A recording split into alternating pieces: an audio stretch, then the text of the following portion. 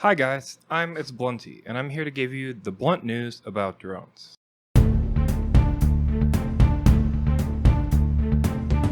Alright, today we're going to talk about Fatshark Shark Byte. There's been a lot of news that's gone out about Shark Byte, and I kind of like to put that together and try to summarize that for you guys so you can kind of get a little better picture of what's going on. So let's step back and talk about what Shark Byte even is.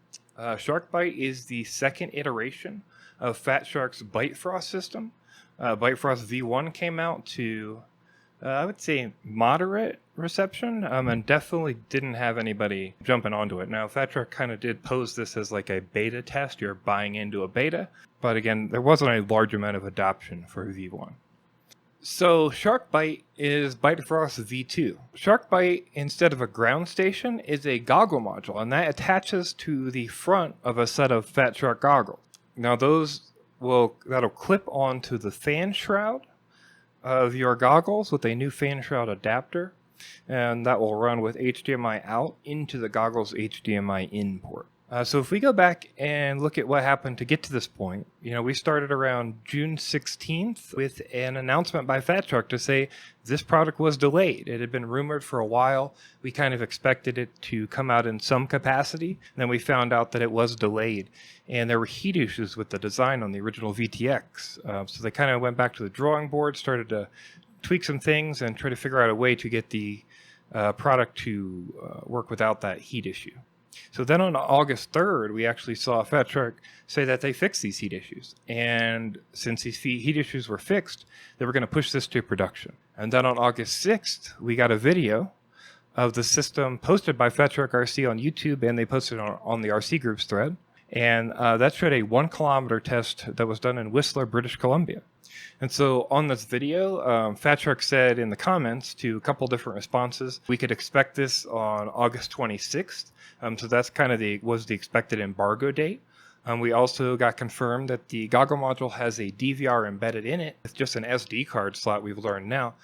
And in response to a negative comment, Greg from Fatshark said, the reason your analog performs so well today is due to companies like Fatshark investing in improving FPV technology over the last 10 years. Same thing I'm going to do to digital and leave analog behind. It certainly seems like Fatshark is all in on this process. So with that being said, let's move forward.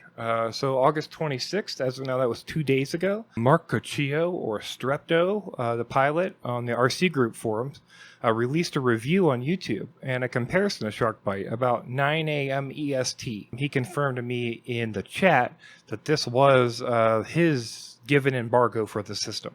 He put out this video. There's plenty of great information in this video. I really recommend you go check out Mark's video. That'll be linked down in the description. Mark did wonderful comparison. We even got to see 2 different versions of DJI. We got the 25 megabit and the 50 megabit, and we got to see Byte Frost V1, which I don't think most people have. I believe Mark got a preview unit of that as well back when that came out. So past this video and any other comments that Mark put for more information about the unit, we didn't get any other reviewer videos. I think a lot of people were curious as to why that is.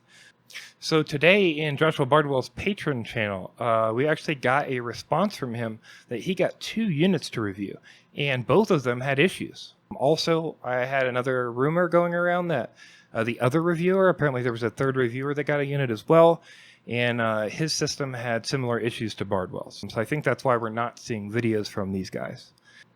So it looks like after Mark's review was published, Fatshark posted a message on their Facebook and on the YouTube video description of the 1 kilometer test. Shark Byte is almost here. Join our email list by sending a note to digital@fatshark.com to subscribe. So now that you know what the product is and how we got the current info, here's the confirmed specs of the system. So specs confirmed so far are a 15.4 gram VTX weight with the camera and the cable, not counting the antenna. The review unit shipped with a RunCam camera and an 8 centimeter cable, so that's a bit shorter than you would want for some builds. You got to be careful about placement and how far back in the drone you're putting that VTX. I'm going to guess for a lot of 5-inch builds, you're not going to be able to put that VTX in the back and the camera in the front. You're going to have to find another camera cable for that, or change around your drone layout a little bit. Updates are all going to be done over the SD card, and then there's actually a JST port That JST port will have a plug that matches a cable that you get with the unit. That JST plug will plug into the VTX JST port, and that will update the VTX. That's currently how you're going to achieve update parity with the units. So you'll put the SD card in the goggle module, you'll update the goggle module, you'll plug the JST into the VTX, and you'll update them both together. Right now, testing from Mark showed this was a stable latency of about 16 milliseconds, give or take some, I know, and speed of light and all that, but it was identical to the analog in current testing. DJI showed 25 milliseconds in its testing, just as we've expected DJI has always and what it reports to you glass to glass. The unit comes with a dual embedded patch antenna in the front, and then there's two SMA connectors on the top where you can put your own antennas. From the early reports, Mark said it's dual diversity. So it's going to diversify it's going to pick between the best signal of the two antennas of each kind, and then it's going to mix those signals for the best signal of those. This unit is cross-compatible with all the V1 hardware. So that means if you have any Bifrost units at all, whether that's the module or the VTX, you can use those cross-compatibly with the new module or the new VTX. We also know it transmits on raceband channels and apparently mixes very well with analog versus DJI in the same field was having issues with interference. We know that, but at least we know that Fatshark doesn't seem to be having this issue. Great for the race indications, which we assumed the latency would be a benefit for. And then we also have 3 power levels seemingly of 25, 250, and 500 milliwatt.